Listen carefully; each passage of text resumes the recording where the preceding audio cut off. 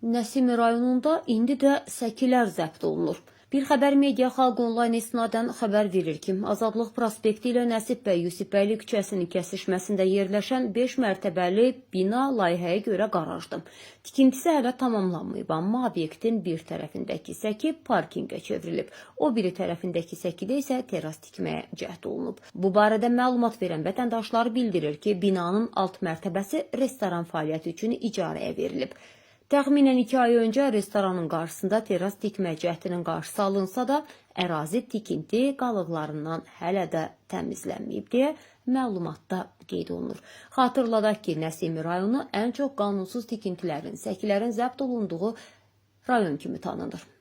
Onu da bildirək ki, Nəsimi rayonuna yeni icra başçısı təyin olunub, belə ki, noyabr ayında prezidentin sərəncamı ilə Elxan İbrahimov Kürdəmir rayonunun icra başçısı vəzifəsindən azad olunaraq Nəsimi rayonuna başçı göndərilib.